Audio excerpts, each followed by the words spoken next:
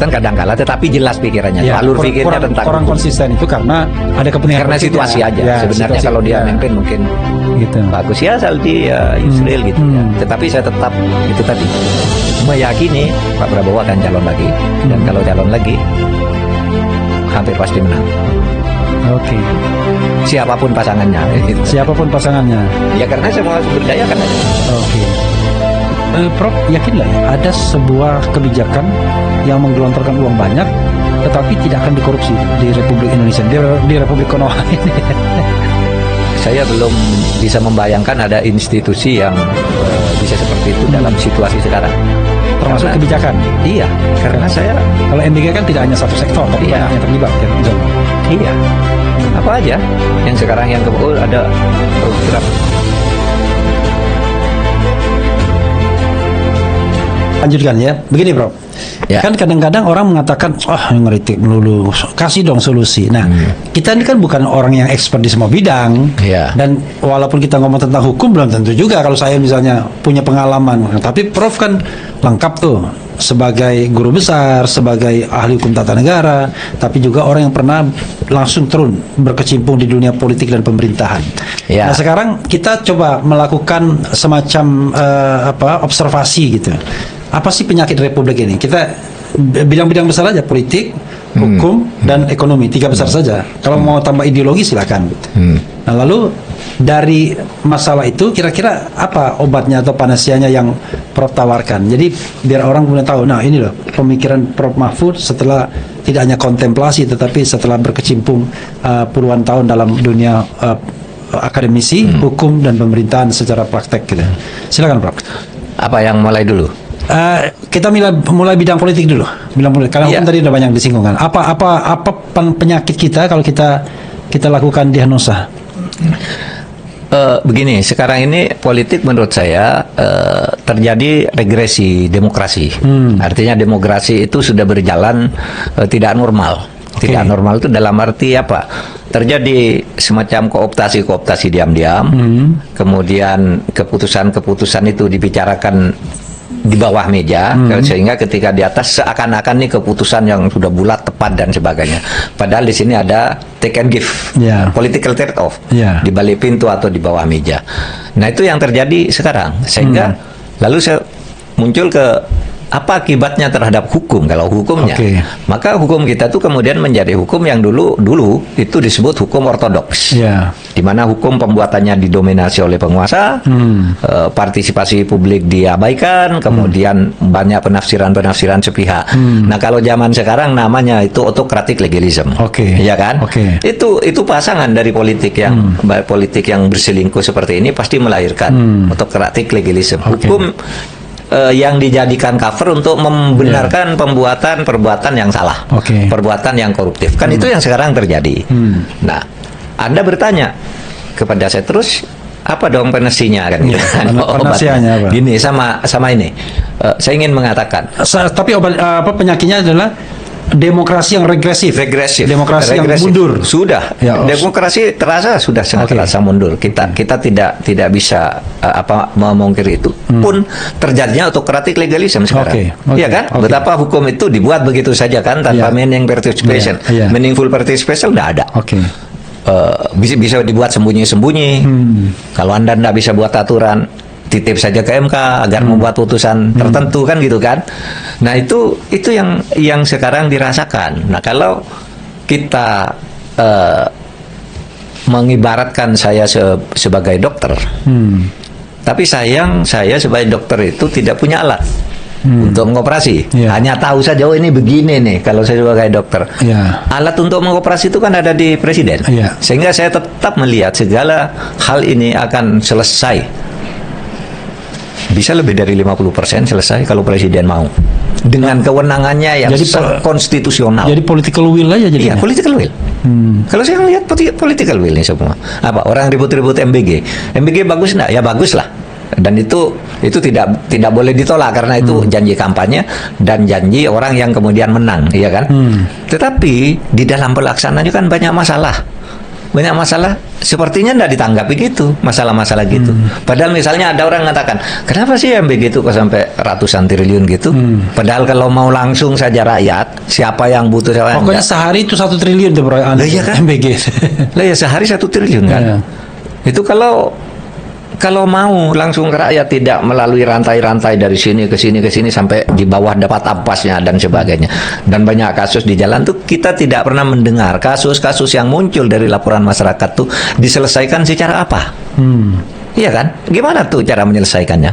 Kan mestinya disampaikan ke publik, gitu. Bukan kita menolak MBG-nya, silakan MBG-nya, tapi kan tetap itu tidak efisien. Misalnya begini, berapa jumlah orang miskin di Indonesia? Menurut pemerintah itu kan 24,8 juta, 8,7%, ya, menurut pemerintah orang miskin. Tapi menurut World Bank 172 juta penduduk Indonesia miskin.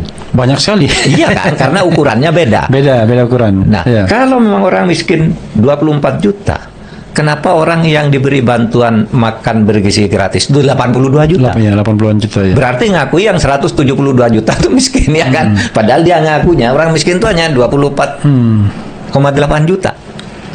Iya kan? Nah, ini kan mesti ada sesuatu yang tidak beres, yang harus dijelaskan. Misalnya kalau dikatakan itu MBG itu berbelanja untuk apa sekian gitu, itu jadi masalah harganya apa, tidak pernah ada cerita sudah diperiksa oleh siapa gitu ya, diselesaikan oleh siapa bahwa berita itu tidak benar, tidak pernah kan, kan berarti tidak transparan. Yang paling menjadi masalah adalah dari komponen 100% biaya itu untuk food, makanannya itu konon katanya kurang dari 50%. Ya. Yang lainnya tuh infrastrukturnya tuh, termasuk beli motornya atau apa dan Ya. lain sebagainya. Iya betul. Ya dari situ yang banyak itu kan harus kalau menurut Undang-Undang Dasar gitu tuh kan harus dilaporkan kan ke DPR. Agak rinci juga seharusnya kan. Bukan paket begitu entah dari mana lalu dipotong dari ini dan sebagainya. Tapi kalau soal yang demokrasi regresif itu, kita kembali ke Ya. topik ya, demokrasi regresif itu kan sangat di tangan pemerintah sendiri, di tangan Prabowo kan. Iya, makanya saya katakan. Nah, maksudnya gini, kalau MBG memang di tangan dia, tapi eksekusinya orang lain. Ya. Tapi kalau demokrasi yang regresif kan di tangan dia dan eksekusinya di tangan dia juga. Iya. Artinya kalau dia tahan memberikan peluang itu, dia ngayomi semua orang ya, jangan berpretensi Anda jadi pendukung saya lalu membelah masyarakat kan begitu misalnya kan. Dia cukup menghimbau itu, udah Anda jangan lapor-lapor atas nama saya ya misalnya begitu. Sekarang kan banyak sekali organisasi tiba-tiba muncul. Ya. Pencinta Prabowo Gibran kan gitu. Laskar Prabowo. Apalah macam-macam gitu. Nah, itu yang kemudian kan merusak demokrasi salah Iya. satunya. Ya mestinya kan ya. Betul Mas Refli, mestinya Presiden nyatakan itu jangan bawa-bawa saya lah gitu. Ya. Karena sebenarnya kalau kita mau fair di tingkat masyarakat yang anti pun kan juga suka begitu kan. Iya. Suka geruduk-geruduk gitu. iya. Tapi seharusnya bisa menjadi lebih tenang kalau Presiden jangan bawa saya dong. Dan jangan berbohong, jangan apa gitu kan bisa. Sebenarnya semuanya di tangan Presiden, regresi politik. Regresi demokrasi Presiden, yang MBG juga kalau Presiden membiarkan begitu-gitu terus ya akan sama akibatnya. Oke. Kalau saya percaya sih kalau untuk demokrasi politik regresi itu barangkali kontrol presiden itu 90%. Ya. Nah, kita sebelum ke ekonomi, ke hukum misalnya. Nah, ke hukum ini berapa persen presiden bisa kontrol, misalnya penegakan hukum itu bisa bagus? Kan kita tidak bicara penegakan hukum hanya oleh penegak hukum kan? Tidak hanya oleh kejaksaan, KPK, hakim dan lain-lain, tapi juga di birokrasi itu ada juga penegakan hukumnya kan? Iya. Nah, itu kalau ini kan lebih kompleks lagi nih, lebih kontrol presiden tidak seperti politik tadi. Itu gimana, Prof? Iya sama aja kalau menurut saya kuncinya tetap di Presiden kan, tinggal penjenjangannya ya, tinggal penjenjangannya kan, konsistensi Presiden aja sebenarnya. Kalau dia mengatakan hukum tadi kan berhukum tuh melaksanakan hukum sehari-hari itu hukum ya di kantor. Lalu di pengadilan tuh kalau ada konflik kan gitu. Itu sebenarnya Presiden juga menurut saya sebagai kepala negara, dia kan tahu ini mana hukum yang tidak jalan, mana birokrasi yang busuk dan sebagainya. Itu kan mestinya Presiden tahu. Tapi kalau yang melanggar presiden sendiri gimana? Nah itu lagi. Karena mungkin di situ salah satu masalahnya. Saya termasuk orang yang mengkritik pengangkatan Mayor Teddy. Bukan karena saya tidak suka, pada hari pertama itu kan dia diumumkan sebagai pejabat setingkat menteri. Saya bilang pada waktu itu, kalau setingkat menteri dia harus mundur sebagai Ya. perwira aktif di TNI, karena itu jabatan politik sudah. Tiba-tiba hari berikutnya dikatakan pejabat eselon 2. Pejabat eselon 2. Tapi masalahnya orang bertanya, are you sure dia pejabat eselon 2? Itu tugas dia seperti menteri koordinator. Dan bergaulnya juga bergaul seperti menteri. Nggak mungkin. Kalau pejabat eselon 2 nggak mungkin dia nempel presiden terus-menerus. Ya. Dan tidak pernah izin dengan pejabat eselon 1-nya kan. Ya. Nah, dari situ saja kemudian masyarakat melihat ketika presiden bersumpah untuk menjalankan undang-undang sebagaimana mestinya seluruh-seluruhnya itu, tapi beberapa jam kemudian dia sudah langgar tuh undang-undang TNI. Dan ketika undang-undang itu direvisi, menurut saya belum menyelesaikan masalah juga, karena di situ kan mengatakan yang bisa perwira aktif ya di sekretariat yang membantu presiden, ya kan. Ya, tapi kan, iya kan, ada sekretariat negara juga artikan begitu. Tapi kan bukan pejabat setingkat menterinya kan. Ya. Tapi staf-staf biasanya kan. Ya. Gitu. Nah, ini kan orang kan tidak bisa mendinai kalau orang seperti Teddy itu jabatannya setingkat menteri secara de facto kan sebenarnya. Ya, de factonya begitu. Iya. Ya, dan Anda betul. Ya, itulah presiden. Ya kan, yang harus menyelesaikan. Artinya begini loh. Iya. Kalau Anda tanya, Pak Mahfud gimana tuh cara menyelesaikannya? Ya presiden kan yang harus menyelesaikan itu, kan tidak bisa kita memberhentikan atau mengangkat Teddy, atau sebuah pengangkatan dianggap tidak sah, kan tidak juga kita. Siapa yang bisa mengajukan itu ke pengadilan misalnya? Kan bukan kita toh.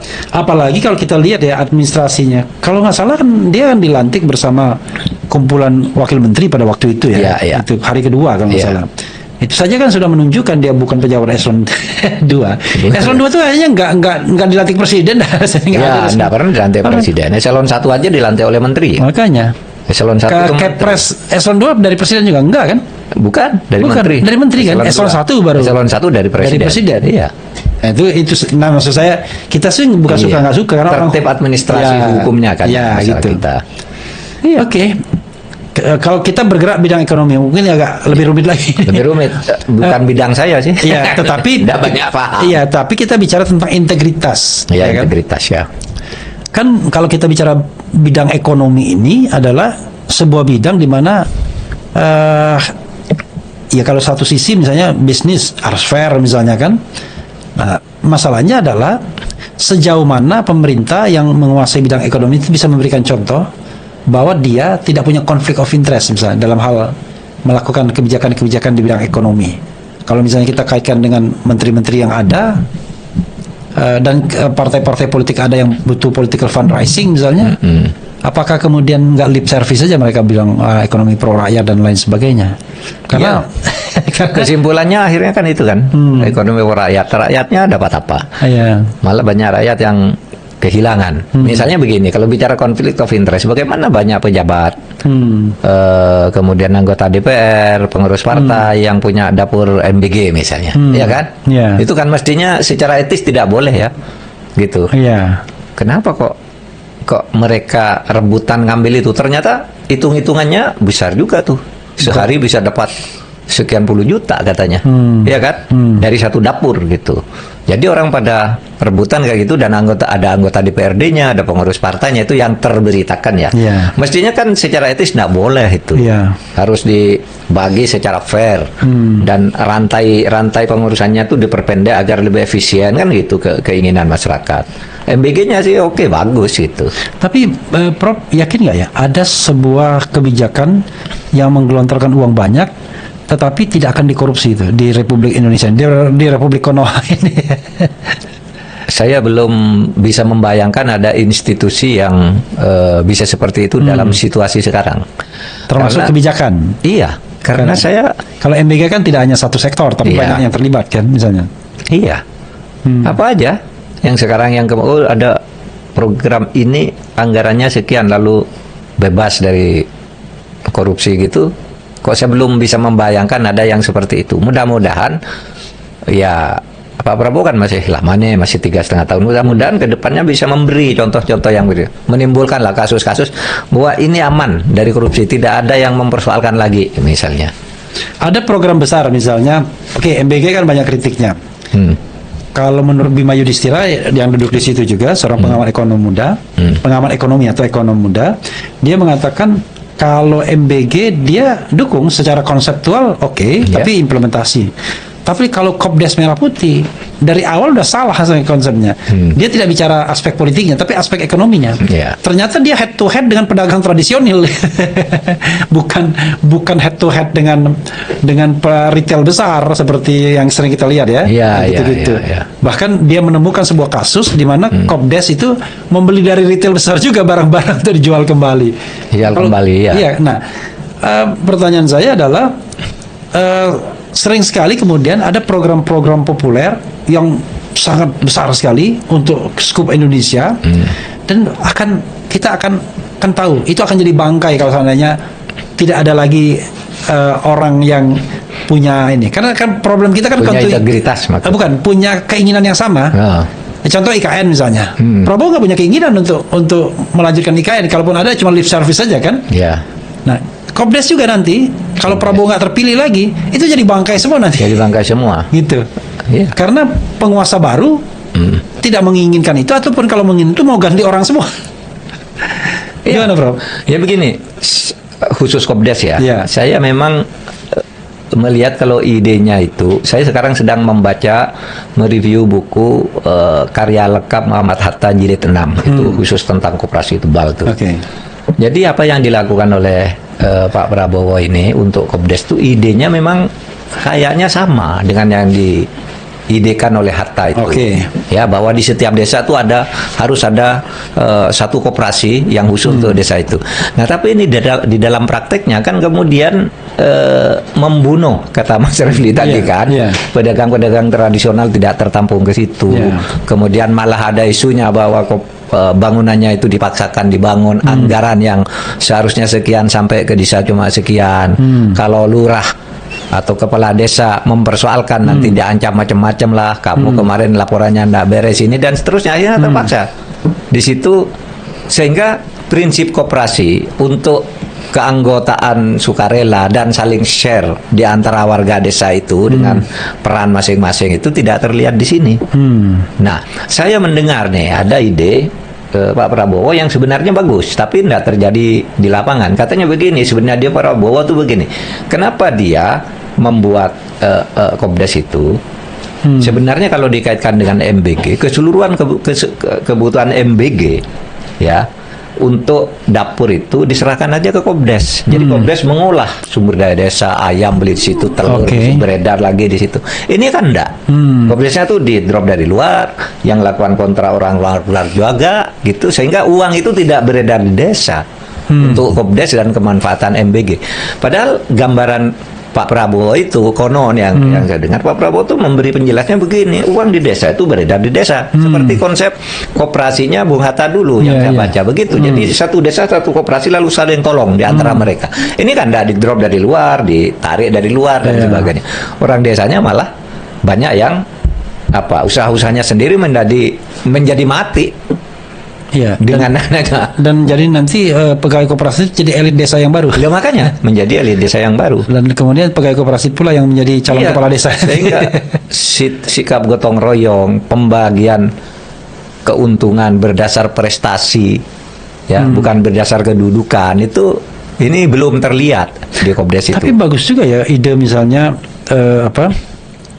MBG itu ya diserahkan saja ke koperasi desa. Iya. Dia bilang Kopdes dan KEL ya. Iya. Ada kelurahan juga di Iya, kota. Kopdes kalau. Jadi kan ada ini ya, ada inline gitu ya. Iya. Jadi dia jelas sudah real gitu. Real dan tidak akan ada makanan busuk, Iya, kan? iya. Semuanya terkontrol karena di satu desa dibagi ke sini, kamu yang himpun telur, kamu yang himpun sayur, kamu yang lele dan semuanya.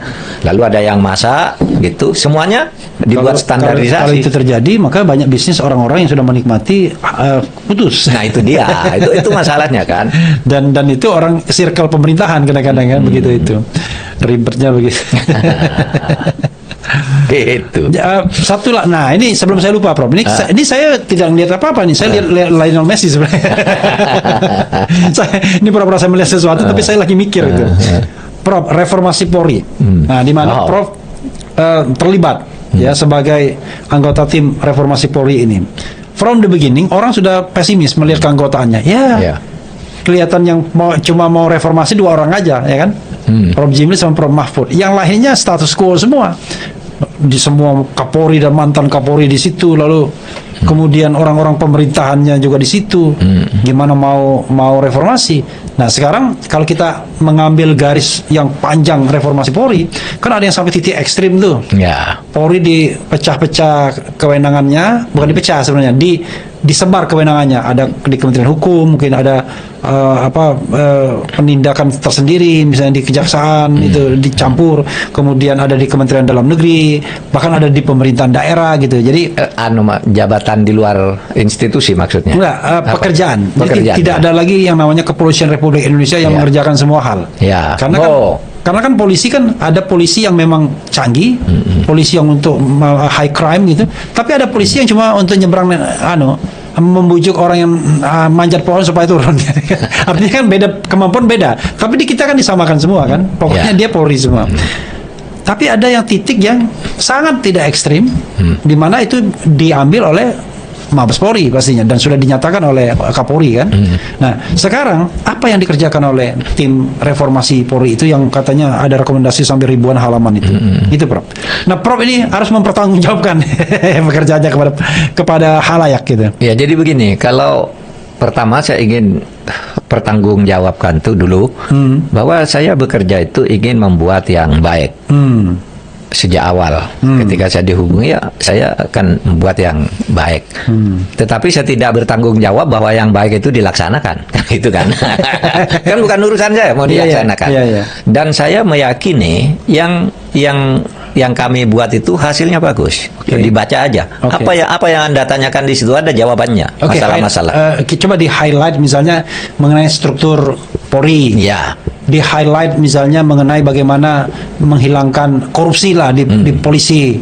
Di highlight bagaimana agar polisi atau dulu orang bilangnya parcok kan, tidak berpolitik misalnya. Nah, itu 3 itu aja.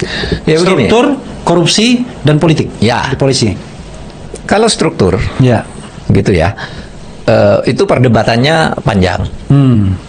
Struktur tuh ada 3 sebenarnya. Satu, apakah polisi itu di bawah kementerian apa tidak? Wah, itu perdebatannya panjang. Tetapi kemudian jawabannya itu, apa kalau polisi itu sekarang banyak korupsi dan salah, itu karena strukturnya, karena dia di bawah kementerian atau karena dia mandiri? Kayaknya tidak ada kaitannya. Apakah dia di bawah kementerian atau seperti sekarang, kalau memang yang korupsi ya korupsi aja.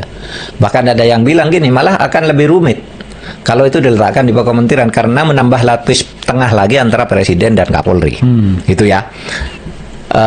Sehingga keputusannya pada waktu ya sama aja. Toh dulu juga itu sudah dipikirkan di awal reformasi, itu dianggap yang terbaik. Oke, kita ndak mempersoalkan itu. Struktur akhirnya tetap. Tetapi kita minta, karena ini kan agak liar nih, sehingga banyak korupsi di sini. Muncul di sini, apa yang mau diselesaikan? Harus ada pengawas eksternal yang kuat. Maka dibuat di situ. Kompolnas itu harus menjadi badan yang setingkat dengan Mabes Polri, yang bisa melakukan pengawasan eksternal, yang keputusannya itu eksekutorial, harus diikuti. Nah, kalau sekarang kan kesannya di bawah Polri. Oleh sebab itu, di bawah Polri, dan kemudian cuma menjadi alat stempel Polri. Iya, menjadi kenapa? Juru bicara. Karena fasilitasi, Prof. Nah, itu dia. Makanya kalau sekarang sudah difasilitas oleh Mabes, diam. Iya, kalau dia mau kunjungan ke daerah gitu kan, Kompolnas mau kunjungan ke daerah gitu, ditanya dulu mau tanya apa, lalu difasilitasi, lalu didikte juga, harus tanya ini, jawabannya ini. Nah, itu temuan Prof ya? Iya, pengalaman saya kan dulu. Sekarang itu disetujui itu. Harus Kompolnas itu menjadi lembaga pengawas eksternal yang itu tidak ada Polri aktifnya. Tidak ada Polri aktif. Tidak ada Polri aktifnya. Jadi di situ masyarakat 2 pensiunan polisi, lalu yang 7 itu dari masyarakat. Dari 9 ya isinya. Ya, 9 isinya, dari advokat, mantan hakim, akademisi, ormas.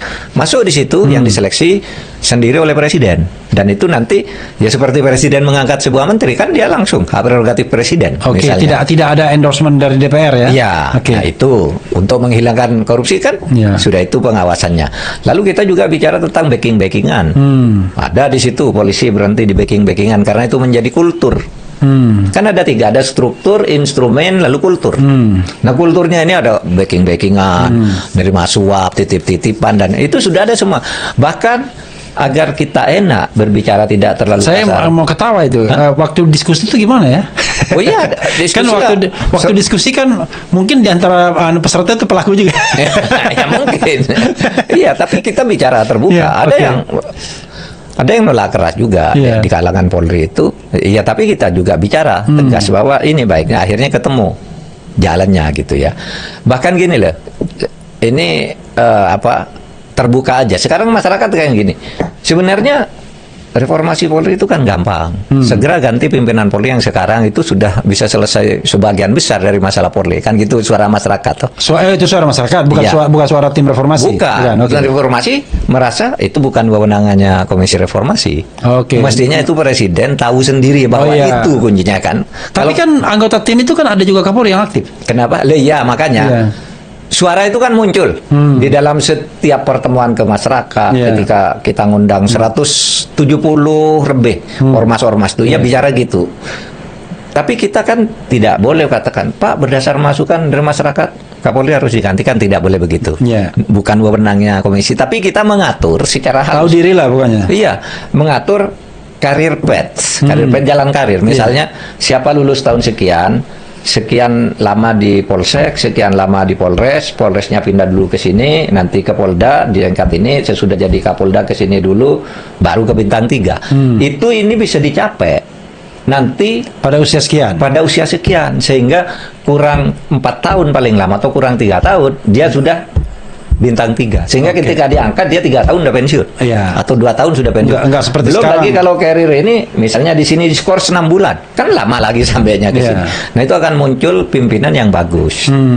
Sebenarnya itu ingin mengatakan jabatan itu paling lama 3 tahun lah. Iya. 2 tahun atau paling lama 3 tahun kalau orang yang hebat bener lancar nih career path-nya. Iya. Nah, kita hanya menentukan itu aja.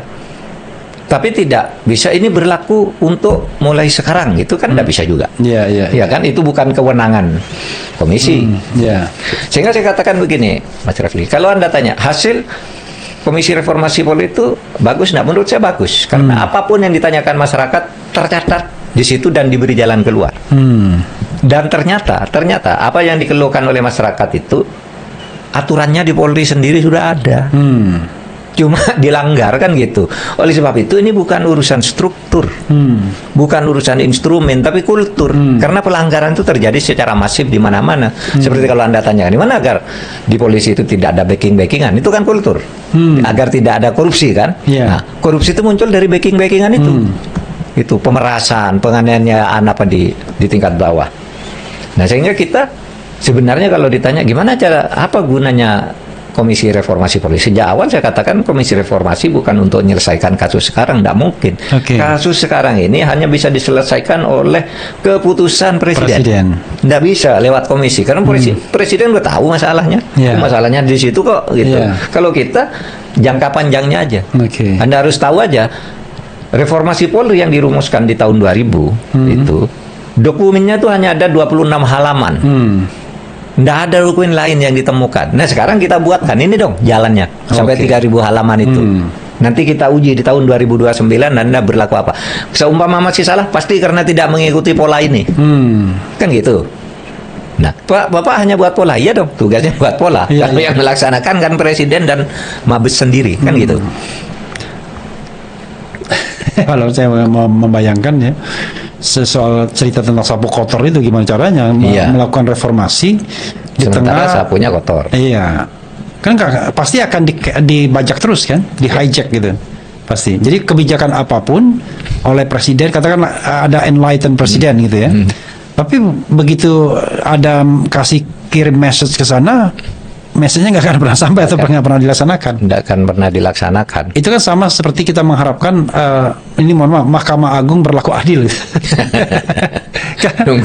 Nunggu lebaran kuda. Oke, ya. Padahal presiden tidak punya direct instrumen kan, Ya. kecuali Perpu tadi itu kan jalan yang radikal. Ini punya direct instrumen saja, perintah, panggil dan lain sebagainya itu saja bisa di hijack, dibajak gitu. Apalagi yang nggak punya instrumen langsung itu. Maksud saya pesimis. Iya. Tapi ya nggak boleh pesimis. Oke. Kan berdasar pengalaman alam selalu memperingatkan dan selalu meluruskan. Kalau sudah keterlaluan kan alam ini kalau kalau orang Jawa lah ya, atau kita lah orang Indonesia, kearifan bangsa kita mengatakan kalau kamu main-main nanti alam akan turun tangan, kan gitu kan. Kalau kita orang beriman, Tuhan nanti yang akan turun tangan. Kalau dengan manusia kamu ndak bisa, Tuhan akan turun tangan, kan gitu. Sudah dikasih peringatan, lupa, nggak jelas juga. Nggak mau. Nah, sekarang yang sebenarnya kan kalau kita lihat Polri ini, dia menjadi sebuah kekuatan yang luar biasa. Tidak ada institusi yang lebih powerful dari Polri hari ini.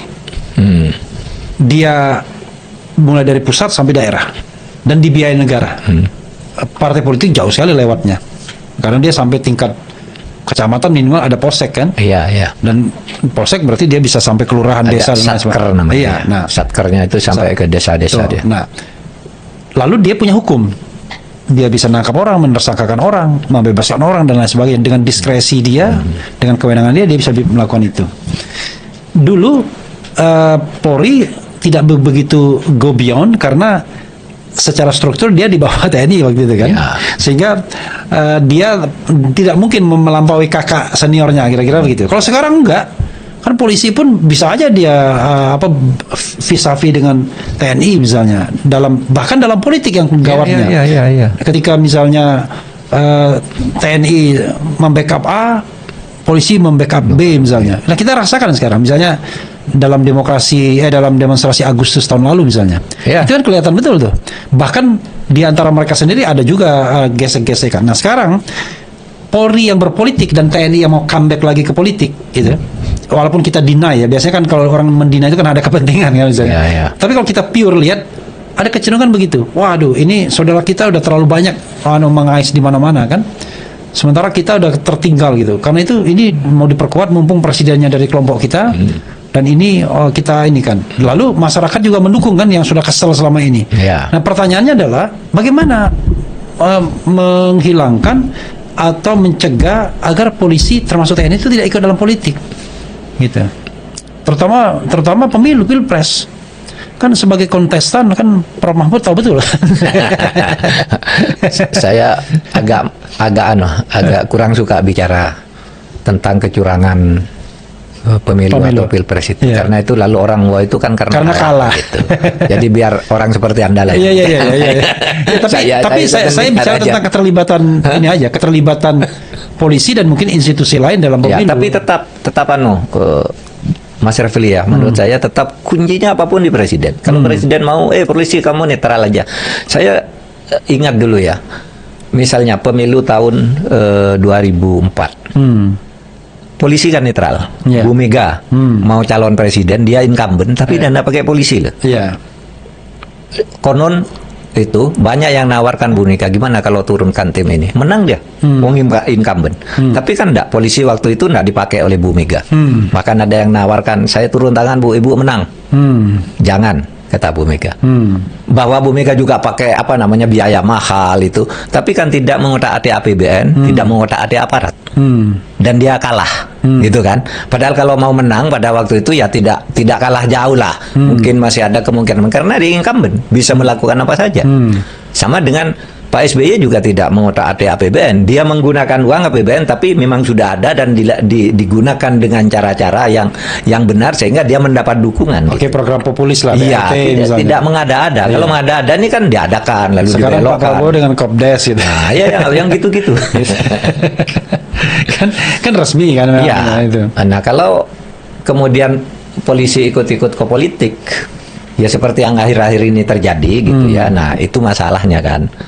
Jadi menurut saya wajar seorang presiden ingin menang lagi dan itu wajar kalau menang lagi juga gitu. Tetapi menurut saya jangan sampai menggunakan aparat. Polisi apakah TNI jangan dijadikan mesin pemenangan. Kan gitu kan. Karena itu akan merusak polisi sendiri, di polisi sendiri pecah karena politik tuh orang kan beda-beda pilihannya. Meskipun di polisi sendiri kan cuma diem-diem aja orang. Saya milih ini, kamu itu kan gitu kan. Oleh sebab itu biarin aja, jangan digunakan polisi itu tetap pada sikap-sikap atau kebijakannya yang profesional aja gitu. Saya tidak tahu kalau ditanya gimana ya caranya mengeluarkan polisi dari politik dan tentara dari politik. Ya kuncinya hanya satu, presiden kan. Presiden kan Tapi kalau atasan dia tertinggi mereka semua. user pada saat musim pemilu ya susah juga. Lah, makanya itu tadi. Iya. Itu tadi. Ketika dia pensiun, misalnya let's say dia pensiun, dia tidak lagi untuk periode berikutnya karena sudah 2 periode. Dia mengendorse orang lain menggunakan, dia gunakan juga. Agar masih punya Jadi tangan walaupun gitu ya. lawannya dua-duanya alumni UGM kan, nomor 1 dua-duanya alumni UGM, nomor 3 Alumni UGM. Tapi yang menang yang bukan alumni UGM. Yang menang alumni Tidar. Alumni tidak. Selama alumni UTS Ya. University Teknologi Insert UTS itu. Yang masih diperdebatkan itu. Prof, ini bagian terakhir ya. Bagian akhir. Oke. Kita bicara tentang Prof 69 tahun sekarang. Yes. Karena Prof kan kelahiran 57 ya. Apa bulan apa, Mei ya? Mei baru minggu lalu saya. Berapa Mei? 13 Mei. Oh iya, saya 13 Mei itu hari reformasi Trisakti. Iya, iya. 13 Mei. Jadi 69 tahun itu gara-gara Prabowo Subianto ternyata tidak tua. Karena ada yang lebih tua. Iya. Karena Prabowo dilantik ketika usianya 73 tahun kan. Gitu. Jadi kalau misalnya 3,5 tahun lagi ya masih 73 juga. Kira-kira begitu. Nah, dan juga masih kuat, masih gagah kan. Kita bicara tentang ke depan. Prof sekarang relatively freelance ya. Ya. Jadi tidak belongs to any political party kan. Dua hal yang ingin saya tanya. Dulu kok bisa negosiasinya sampai Prof yang terpilih sebagai Wapres Ganjar itu gimana, Prof? Sedikit aja di spill. Saya tahu, saya tidak, saya kan pada waktu itu sama sekali tidak menyiapkan diri untuk itu. Bahwa ada perasaan-perasaan gitu, itu salah satu Mahfud gitu. Tapi pada waktu itu kan yang Pak Prabowo tidak melakukan pendekatan apapun dengan saya. PDIP sudah ada Ridwan Kamil, ada Sandiaga Uno, ada Mbak Puan, macam-macam. Saya dipanggil pada hari-hari terakhir. Pendaftaran hari Rabu, hari Selasa saya dipanggil oleh Bu Mega. Bukan hari-hari terakhir tuh. Hah? Sehari sebelum pendaftaran. Sehari, ya. Iya. Iya. Jadi hanya saya kan dipanggil hari Senin, ya agar Selasa ketemu Bu Mega. Tapi temui dulu ketua partai koalisi. Cuma sehari sebelum itu Ketua partai koalisi itu cuma 2 aja. Iya, si Haritano, Oso, Mardiono kan. Iya. Oke, ada tambahan ya. Iya. Iya. Cuma dibilang gitu, besoknya dipanggil oleh Bu Mega. Loh, Pak Mahfud, saya mencari calon wakil presiden yang bisa menangani masalah hukum dan konstitusi. Dan saya harap Pak Mahfud mau di situ. Kaget saya kan. Masa ada tawaran begitu, masa saya nolak kan gitu kan. Ini satu kehormatan kan. Dan jarang ada peluang kayak gitu. Iya. Sehingga saya waktu itu saya berpikir ya Bu. Lalu akhirnya saya bersedia. Dan Bu Mega waktu itu berpesan, Pak Mahfud jangan cari uang, biar partai yang ngurus, biar Pak Mahfud bekerjanya enak, enggak supaya share pun, gitu. Nah oleh sebab itu saya langsung bilang ya, saya tanda tangan kesediaan, terus saya langsung ke istana. Pak Jokowi sedang di Beijing, sedang di Cina waktu itu bersama rombongan menteri. Saya ketemu Pak Pratik, saya ini mau calon wakil presiden. Dan saya sudah bersedia kepada Bu Mega, gimana izin saya kan harus keluar dari Pak Presiden, sedangkan besok saya harus nyerahkan ini. Udah Pak Pratikno telepon ke Pak Presiden, sudah sore itu juga keluar izinnya, tidak ada masalah gitu. Oleh sebab itu kan sangat lancar ketika tidak ada kontroversi apapun ketika izin saya keluar. Jadi saya sama sekali waktu itu tidak menyiapkan diri untuk itu. Oleh sebab itu Anda kan tempatnya Dene kan. Kita temannya Denny Indrayana kan. Nah, Denny Indrayana beberapa hari sebelum itu ke situ tanya kepada saya, Pak Mahfud, di antara calon ini siapa yang Pak Mahfud dukung? Untuk Anda aja ya, saya ini, saya bilang, saya ini. Saya tidak meletakkan sama sekali posisi saya masuk ke situ. Tanya aja ke Denny, tidak usah saya buka sekarang. Anda tanya dulu Pak Mahfud bilang siapa gitu. Jauh bukan saya. Itu untuk wakil presiden atau presiden? Untuk presiden juga. Kan nyebut kan, nyebut ini calon presiden 1, 2, 3. Pak Mahfud dukung yang mana? Gitu. Kalau saya ini, lu kenapa ini? Gitu. Ya saya lebih percaya ini dan seterusnya, gitu ya. Baru sesudah itu Wapres. Nah, soal Wapres itu ya PKS yang datang ke saya, Presiden PKS Pak Saihu. Ya bergurau, Pak Mahfud saya datang ke sini, mau ndak ya Pak Mahfud dari jadi calon wakil presidennya Pak Anies waktu itu. Pak Anies, ya pokoknya jadi salah satu calon lah Pak Mahfud. Saya bilang enggak. Saya waktu itu enggak, meskipun kemudian saya enggak bilang siapa-siapa, yang bilang ke publik bahwa dia menghubungi saya itu kan Pak Sehu sendiri. Ya saya bilang iya memang Pak Sehu menghubungi saya, tapi saya anggap itu bergurau dan saya bilang tidak gitu. Kenapa? Kata dia waktu itu, kami mencalonkan Pak Anies. Waktu itu ya, waktu itu belum ribut-ribut itu. Mencalonkan Pak Anies. Kalau Pak Mahfud jadi salah satu calon, enggak. Saya bilang. Kenapa nggak mau jadi calon Pak Anies waktu itu? Calon Anies. Kerjasamanya enggak ada kan. Saya dengan Anies selama ini kan tidak ini ya. Tidak ada crossing. Tidak ada hubungan-hubungan politik apa. Enggak pernah ngomong politik. Orang seperti adik aja lah kalau ngomong gitu. Ketemu cuma di acara-acara mungkin. Iya, acara-acara di UGM lah, acara di ini gitu. Dan saya tidak yakin juga, karena pada waktu itu gini loh, saya bilang, kalau Anda, saya bilang ke Pak Sehu, kalau Anda mencalonkan saya dengan Pak Anies, Anda tidak akan bisa mencalonkan. Loh kenapa? Karena Partai Demokrat akan keluar kalau Anda tidak mencalonkan AHY dengan Anies. Kalau saya masuk, Anda dapat calon yang cocok untuk Anda, tapi begitu Demokrat keluar, Anda tidak bakal dapat 20%. Iya kan? Waktu itu PKB kan masih dengan Prabowo, janjinya kan? Baru betul begitu bukan Anies, bukan AHY, Demokrat kan keluar. Untung PKB masuk di situ, sehingga memenuhi syarat kan begitu. Nah itu yang saya katakan. Untung apa memang di-deploy? Ya nggak tahu. Pokoknya lalu memenuhi syarat lah PKS membawa calon bersama Nasdem bersama PKB, ya kan. Nah di situ kan yang terjadi. Baru di akhir-akhir itu saya dipanggil Bu Mega. Gitu. Oke. Tapi betul pikirannya Bu Mega waktu itu ya sama lah dengan komunitas saya dan Pak Refli. Masalah konstitusi dan hukum itu menjadi kunci. Tidak terbayangkan kalau konstitusi dan hukum dibuat main-main. Di suatu negara akan hancur, kata Bu Mega waktu itu. Saya tidak ngukur kekuatan saya, tidak ngukur apa. Saya oke, bismillah gitu aja waktu itu.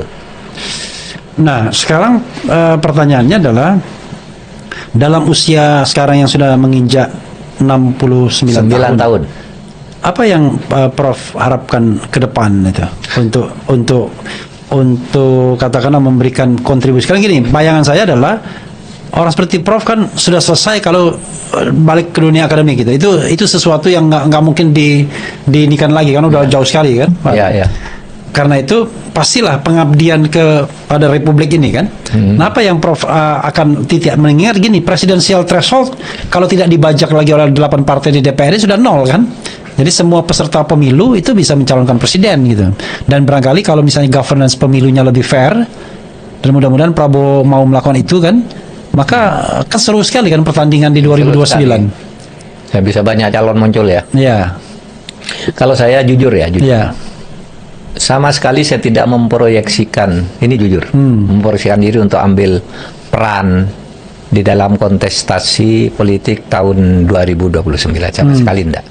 Sekarang itu saya hanya ingin mengedukasi masyarakat untuk hukum. Begini, maksud saya itu sekarang agak rikuh kalau diundang kemana dengan anak-anak, dengan kampus, kalau dengan kelompok-kelompok masyarakat lalu mengatakan, loh Pak Mahfud siap dong tahun 2029. Saya jadi malas bicara. Kenapa arahnya kok ke saya? Seakan-akan saya ingin ke sana. Saya enggak, sama sekali. Saya pokoknya akan bicara apa yang penting bagi masyarakat, tentang hukum, tentang demokrasi. Oleh sebab itu betul kata Mas Refli, saya tidak ikut ke partai politik mana-mana, tidak memihak kekuatan politik apapun, karena saya ingin berbicara sesuai dengan apa yang saya yakini, dan yang saya yakini benar itu suatu saat bisa ada di sana, suatu saat di sini, suatu saat di sini lagi gitu. Itu aja. Saya tidak punya proyeksi apapun untuk 2029 itu. Sudah gilirannya orang-orang, satu orang yang memang punya minat untuk itu melalui partai politik dan jaringan-jaringan yang dia bangun, silakan gitu. Itu mereka. Lalu yang kedua mungkin memang bagusnya anak yang generasi umur 60-an lah, ya 65 ke bawah lah gitu ya. Kalau 69 sudah tidak produktif, tapi kalau berpikir saya kira masih. Saya merasa akhir-akhir ini berpikir lebih jernih dan lebih cerdas, gitu ya. Makin tua, tapi malas, makin mager. Iya, tapi mau turun tuh malas, mau ke sana ke sana, udah enggak kayak dulu. Iya. Cerdas, kalau dulu cerdas selalu jalan gitu. Sekarang begini tahu itu anunya. Kalau begitu Prof begini, ada dua hal lagi yang ingin saya tanya. Dua hal terus pokoknya. Dua hal. Menurut Prof ya, dengan ini kan kita bicara objektif ya, kita ini nggak ada kaitan suka atau tidak suka. Kalau 2029 nanti, maka Prabowo akan berusia, kalau dia mau dilantik kembali, ada 78 tahun. Luar biasa ya. Ya. Karena kan tidak hanya kebijakan intelektual, tapi fisik seorang presiden itu harus juga terjaga kan. Karena biasanya kalau orang sepintar apapun, kalau fisiknya drop, ya sudah, pikirannya udah kacau kan. Ya, ya. Pertanyaan saya, sebaiknya Prabowo nyalon lagi atau enggak? Oh, ini pertanyaannya agak ngeri-ngeri sedap. Apa jawabannya, Prof? Saya menduga Pak Prabowo akan calon lagi. Kalau bicara sebaiknya, menurut saya sebaiknya tidak. Tetapi saya kok lebih dari 70% yakin Pak Prabowo akan mencalonkan diri lagi, dan kalau dia mencalonkan diri lagi, peluangnya untuk menang besar. Bukan soal baik, bukan soal apa, tapi konfigurasi politiknya sekarang memihak pada kemungkinan Prabowo untuk menang, dan saya agak yakin Prabowo akan dan calon. penguasa yang terlalu yang tadi yang perlu direformasi tadi. Kan Nah, itu kan ada yang bilang, Iya. tapi tidak apa-apa juga. Tapi itu kan fakta kan. Karena SBY melakukan itu kan. Ya, ya. Kemudian Jokowi melakukan itu. Kemudian melakukan itu juga kan. Bu Mega enggak loh. Bu Bukan Mega karena enggak. saya dicalonkan Bu Mega. Iya, Bu iya. Mega dulu enggak menggunakan aparat dan dana yang tidak halal. Oke. Dia dananya banyak juga yang dikeluarkan. Tapi ini dana disclaimer luar. ya, ini disclaimer. Jangan sampai kemudian tiba-tiba kan politik ini kan sensitif sekali. Waduh, ini cabut pernyataan, kita laporkan ke polisi. Enggak. Kalau memang dibantah ya bantah aja. Kita podcast lagi gitu. Karena analisis kita kan tidak juga bilang dia melakukan. Kita hanya bilang tidak, Bu Mega tidak. Misalnya kan tidak kalau diartikan kalau begitu yang lain ya. Iya. Itu terserah aja kan gitu. Nah, ada pernyataan saya tadi melakukan, tapi maksud saya dalam analisis yang Ya. misalnya program-program populis itu kan, Analisis kan program politik, populis itu kan memang dilakukan. BLT itu kan program populis, itu menjelang Ya. pemilu. Kemudian Ya, subsidi tapi kan sama. Iya. Banyak yang dilakukannya itu benar ada, tapi tetap sesuai dengan jalur dan prosedurnya. Tidak dibuat-buat menjelang pemilu, menjelang apa, dibuat anggarannya, dibesarkan tidak di ini. pemilu, tapi paling tidak 1 tahun 2 tahun sebelum pemilu. Digeser ke sana, digeser ke sini kan dulu tertib lah. Gitu. Iya, Sudah 2 tadi, tambah 2 lagi. udah satu lagi nih, satu terakhir ini. Kita kayak main catur ya. Kita menempatkan bidak di mana-mana gitu. Menurut Prof, sebenarnya nggak cocok juga dibilang main catur. Menurut Prof, kita ngomong sembarangan aja. Dari semua sosok-sosok sekarang, tapi Prof jangan jangan karena wah ini pantas. Enggak, memang yang betul-betul pantas.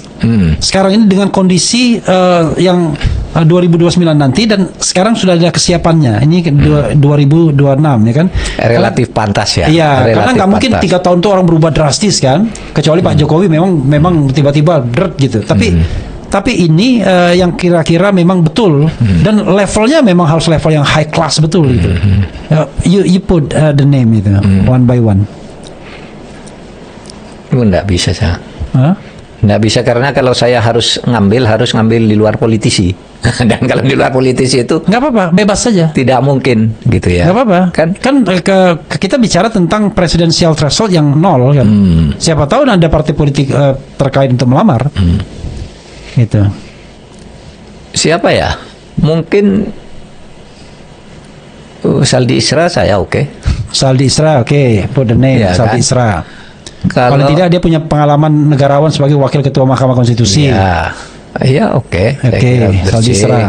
Kalau yang muda-muda lagi ada, ya mungkin kalau perempuan ada Bibi begitu ya. Bibi Itu kan Fitri. bicara ideal kan, tetapi dia tidak punya kekuatan modal politik apapun. Cuma Jangan begitu maksud saya. yang mungkin. Iya, Prof bicara tentang sosok yang memang mungkin energi politiknya bisa digerakkan. Kemudian relatif dia memang betul-betul untuk calon presiden. Gitu. Dengan infrastruktur yang dia miliki sekarang. Kalau Bibip kan lompatnya jauh banget tuh, belum pernah menjadi Lompatnya menteri jauh, sekalipun misalnya. Saldi Isra oke lah, dia udah pernah jadi wakil ketua Mahkamah Konstitusi kan, kalau tidak. Konstitusi. Yusril barangkali ya. Yusril. Relatively ya. Iya, Kalau relatif. dibandingkan dengan ini kan Iya, iya. usia masih Iya. oke Iya. kan gitu kan. Yusril tahun 56 lahir. tahun Ya sama saya 70 sih. tahun usianya. Umurnya sama. Sama. Dengan saya selisih setahun aja. Iya. Sekarang 70. Nanti kalau dilantik 73 tahun sama dengan Pak Prabowo. Dengan Pak Prabowo. Tapi penampilan jauh lebih muda. Penampilannya lebih muda. Oke, siapa lagi? Dan pikiran-pikirannya tentang hukum jelas, meskipun kadang-kala ya kurang konsisten kadang-kala, tetapi jelas pikirannya. Ya, Alur pikirnya tentang kurang hukum. konsisten itu karena ada kepentingan Karena politik situasi ya. aja. Ya, Sebenarnya situasi, kalau dia ya. mimpin mungkin Gitu. bagus ya, Saldi ya, Yusril gitu ya. Tetapi saya tetap itu tadi meyakini Pak Prabowo akan calon lagi, dan kalau calon lagi hampir pasti menang. Oke. Siapapun pasangannya. gitu. Siapapun pasangannya. Ya karena semua sumber daya kan ada di dia. Oke. Karena itu bodoh sekali kalau ingin menggergaji Prabowo gitu ya. Ya, Yanda juga. Enggak juga. Kan ketika orang siap menggergaji itu artinya dia siap ada di luar. Ya kan? Gitu seperti Mas Refli, seperti saya gerak keras-keras gitu ngeritik kan karena kita memang sudah siap di luar. Ya kan? Dengan segala risiko. Kalau saya di luar terus, Bro. Nah, makanya, iya kan? Artinya kita memang tidak ingin Iya, iya. masuk, kan gitu kan? Oleh sebab itu ya bicara aja apa yang diinginkan. Oke, Prof. Last Makasih. closing statement. Ya mudah-mudahan Indonesia ini selamat, bisa terhindar dari ujung sebuah declining yang menurut sebagian orang sekarang sedang marah ke sana. Mudah-mudahan ada perubahan sebelum sampai ke sebuah titik yang mungkin tidak enak untuk kita semua. Ini kan negara kita, jadi kita jaga bersama, kita doakan bersama. Gitu aja. Oke, ya, sobat sekalian, dengan Prof Mahfud MD. Yang jelas banyak yang harus kita tanyakan lagi setelah kita berdiskusi ya. Karena itu nanti setelah ini tayang dan banyak pertanyaan, nah kita akan ketemu lagi. Oh, kenapa nggak tanyakan ini? Kenapa nggak tanyakan itu? Ya, nantilah. Masa kita selesaikan semua pada satu kesempatan. Wassalamualaikum warahmatullahi wabarakatuh. Waalaikumsalam. Yeah.